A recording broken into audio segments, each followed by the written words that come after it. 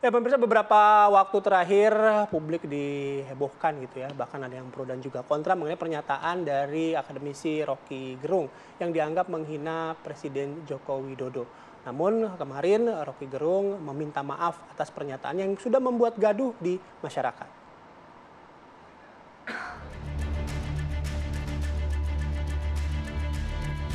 Setelah melempar polemik di ruang publik yang dianggap menghina Presiden Joko Widodo, akademisi Rocky Gerung akhirnya meminta maaf.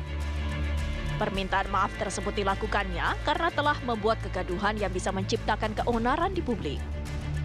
Rocky pun menjelaskan bahwa kritik tajam yang dilontarkannya itu tidak diarahkan ke pribadi Presiden Jokowi. Efek dari pernyataan itu, berbagai kegiatan di daerah terancam batal. Sejauh ini Rocky Gerung sudah dilaporkan sejumlah pihak ke kepolisian atas dugaan penghinaan terhadap Presiden. Di Polda Metro Jaya saja sudah ada 3 laporan yang masuk. Sementara laporan yang diajukan ke Barreskrim Polri ditolak karena harus ada keterangan langsung pihak yang dirugikan. Lantas bagaimana nasib kasus ini meski sang pengkritik sudah meminta maaf? Tim TV One mengabarkan.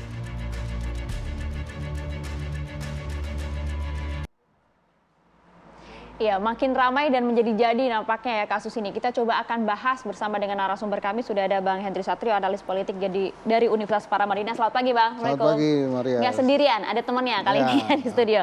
Ada Bang Nyarwi Ahmad, analis komunikasi politik dari UGM. Selamat pagi, Bang. Assalamualaikum.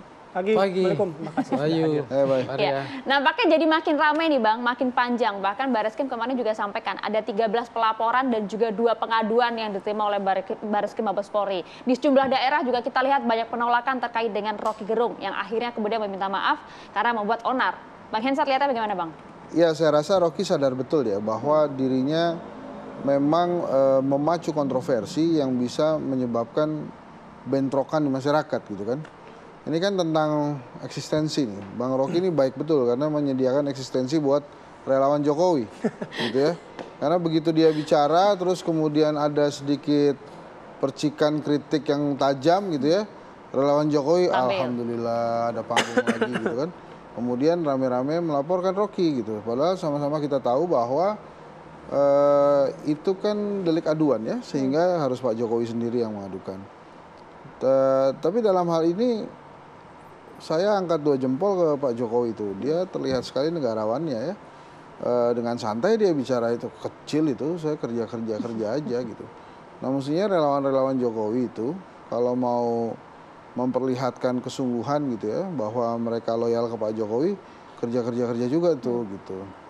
Tapi kan yang kita lihat di sini memang prihatinnya adalah bahwa beberapa acara ya yang digalang di daerah itu, begitu ada Rocky-nya terus kemudian dibatalkan, ada yang dipersekusi dan lain-lain. Bahkan yang Rocky hadiri itu kan kemarin pertemuan di masyarakat tuh, yang kemudian oleh salah satu anggota dewan kalau saya nggak salah ya, dari partai politik yang besar juga, gitu kemudian menggeruduk itu gitu. Jadi Bang, kalau memang tadi bilang ya kalau Pak Jokowi negarawan, ya itu kan masalah kecil gitu, nggak usah dibesar-besarkan. Saya kerja. Relawannya kan yang akhirnya melaporkan. Garisnya apa sih ini? Kalau misalnya relawan ya tunduk aja sama pimpinannya gitu. Kalau misalnya nggak usah dipermasalahkan, tapi relawan punya gerak juga. Ya kan relawannya bergerak sebelum Pak Jokowi komentar ya. Dan ya memang begitu kali mereka pengennya gitu. Dan kemarin itu kan ya memang banyak gitu. Tapi menurut saya sih mestinya bisa diselesaikannya itu dengan teknologi yang diwariskan oleh para pendiri bangsa kita ini yang namanya musyawarah mufakat itu. Itu kan lebih keren gitu ya. Tapi maksud saya begini, kemarin Bang Rocky itu beberapa kali mengatakan bahwa dia minta maaf atas statement dia yang sepertinya membuat gaduh di masyarakat. Itu. Kalau saya melihatnya bukan hanya gaduh ya, tapi emang bisa bentrok kan masyarakat itu kalau kita lihat ada berbagai acara itu, dan Rocky menghentikan itu gitu. Cuma memang dia menggarisbawahi jangan hentikan saya bicara dengan mahasiswa misalnya, dia beberapa kali bicara seperti itu. ini kan bukan pertama kali ya Bang Rocky begitu. Jadi kalau Rocky ngomong begitu tuh emang dia dari dulu begitu gitu. Tapi kan nggak bisa menjadi pemakluman juga dong, Bang. Oh iya, saya juga. Khawatirnya jadi latah nih nanti Ya, masyarakat. ya. Tapi dengan apa yang dia jelaskan sih mestinya saya nggak berusaha membela Bang Rocky ya. Tapi saya tuh kadang-kadang suka sedih dengan respon reaksi reaktif yang lapor gitu loh. Berlebihan. Kalau menurut saya tuh dikit-dikit lapor tuh kan sudah diajarkan seperti yang tadi saya bilang itu loh. Musyawarah mufakat. Oke, ini dari Bang Hensat. Mas Nyarwi gimana, Saya Mas? menyari. Ya, saya setuju dengan pandangan Bung Henry ya. Artinya saya mulai dari belakangnya ya. Apa namanya, kalau kita mengelola perbedaan dalam pendapat atau komunikasi, itu sebenarnya kan ya prinsipnya salah satunya diskusi dan musyawarah mufakat. Memang kalau begini, pada kasus Rocky ini yang terakhir disampaikan soal kritik ya. Kalau kita simak secara keseluruhan, kritik itu sebenarnya make sense, masuk akal ya. Yang dikritik atau yang di ini presiden ya, kebijakan ya.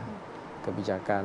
Dan kenapa ini memunculkan kontroversi? Itu kan salah satunya karena bukan hanya menyinggung Presiden Jokowi, tapi soal kebijakan IKN juga. Tapi kan itu termasuk penghinaan atau kritikan menurut Anda, Bang? Kalau menurut saya itu kritikan. Karena apa? Karena yang dikritik kebijakannya.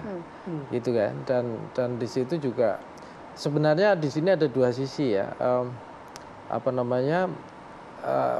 Kalau kita orang komunikasi itu kan ada namanya speak act teori ya. Jadi kira-kira gini, bahasa ini kan permainan kata-kata permainan bahasa, dan bahasa itu permainan gitu, dan Rocky bermain betul dengan itu gitu.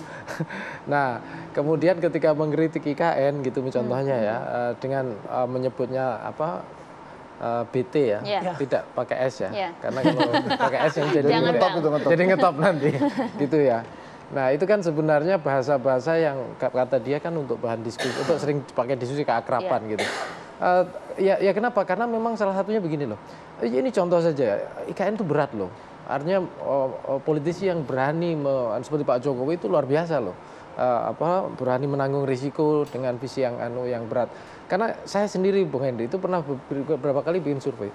Tahun 2020 misalnya IKN itu yang support masih kecil 30-an. Tapi belakangan misalnya naik sampai tahun 2022 itu ya yang support ya itu sekitar hampir 60-an%. Artinya Pak Jokowi kan berusaha meyakinkan. Ini kan pekerjaan yang menguras tenaga. Makanya kalau mau gampangnya katanya ngapain capek-capek kan gitu. Makanya kata B dan T itu semua masuk akal dalam arti ya ngapain capek-capek untuk melakukan sesuatu yang besar yang mau diwariskan gitu. Kalau mau jadi presiden, nah itu contoh lah ya. Artinya banyak tafsir. Tapi sekali lagi dalam speak act teori itu implikasinya itu adalah pada audiennya yang punya tafsir yang beda-beda. Kayak tadi relawan tadi itu misalnya. Dia bisa menafsirkan dengan hal yang berbeda. Yang mungkin dianggap itu melecehkan atau menghina atau apa misalnya. Jadi ada pelaporan itu wajar atau tidak, Mas Nyarwi? Ya wajar saja, tetapi sekali lagi ya Pak Jokowi kan sendiri sudah bilang, kita ngomong speak act juga teori ya di situ. Pak Jokowi itu hal kecil. Saya kerja, artinya fokusnya kan apa? Fokusnya pada hasil gitu loh. Ini kan proses demokrasi, memang demokrasi riuh begini. Tapi yang penting itu hasil dari demokrasi kan apa kan gitu. Kalau bisa menghasilkan sesuatu yang bagus ya nggak apa-apa kan gitu. Kenapa tidak gitu ya? Kita lanjut ya nanti ya. Kita harus break dulu ya. Masih agak mulai panas nih. Mas Henry sama Mas Nyarwi tadi masih lemes. Tapi kita lanjut lagi ya. Sesaat lagi di Apa Kabar Indonesia Pagi.